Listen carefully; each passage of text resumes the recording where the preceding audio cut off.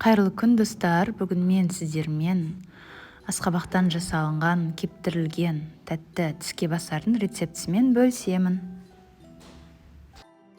Бізге қажет заттар: асқабақ, су, лимон және шекер. Ең алдымен асқабағымызды төрт бұрышты етіп тураймыз. Шамамен 1-1,5 сантиметрдей.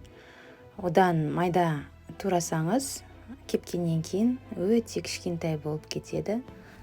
Барлығын бірдей бөлшектерге бөліп турасаңыз жақсы болып шығады. Ал енді қант шәрбатын дайындаймыз. Ол үшін шекерімізді ыдысқа салып, үстінен су құйып, лимонның суын шығарып, отқа қоямыз. Оттың асты орташа болу керек. Қайта-қайта қозғап тұру керек. Ал шәрбат қайнағаннан кейін тағы да 5-7 минуттай қайнатамыз. Түсі ашық қоңырқай болады. 5-7 минуттан кейін ыстық күйінде шәрбатты асқабақтың үстіне құйып шығамыз. Алғашқы уақытта шәрбат азырақ болып көрінуі мүмкін, бірақ уайымдамасаңыздар болады. Қайнаған соң асқабақтан да су бөлінеді. Енді асқабағымызды жақсылап араластырып аламыз. Содан соң плитаға қойып, бір рет қайнағаннан соң отты орташаға қойып, 5-7 минуттай қайнатамыз. Содан соң оттан алып, бетін қақпағымен жауып, толық суығанын күтеміз. Кемінде 4 сағаттай кетеді. Асқабақ суығаннан соң оны тағы да отқа қоямыз. 5 минуттай қайнатамыз орташа отта. Ақырындап араластырамыз, езіліп кетпеу керек.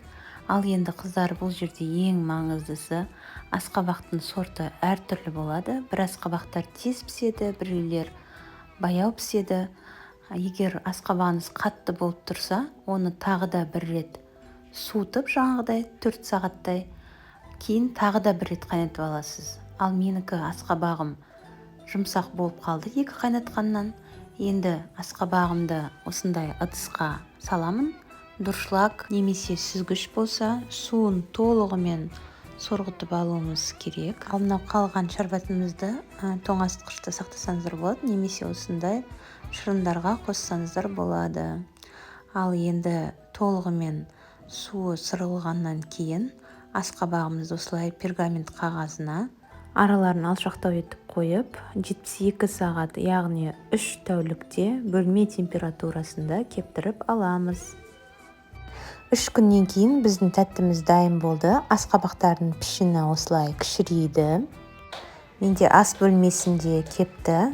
Ал енді барлығын пергаменттен алып, бір жерге жинап, үстінен 1 шай қасық қант ұнтағы мен жарты шай қасық жүгері крахмалын қосып араластырып алсаңыздар болады, өз қалауларыңыз. Содан соң құтыға салып сақтайсыздар. Қыздар, міндетті түрде дайындауға кеңес беремін сіздерге. Өте дәмді. Неше түрлі бәліштерге қоссаңыздар болады, балаларға таңғы асқа, ботқаға салып берсеңіздер болады. Сондай-ақ шаймен бірге кәмпиттің орнына қолдансаңыздар болады. Назарларыңызға рахмет. Егер рецепт ұнаса, менің каналыма тіркеліп, лайк басып, пікір жазуларыңызды сұраймын. Мен үшін ол өте маңызды. Рахмет.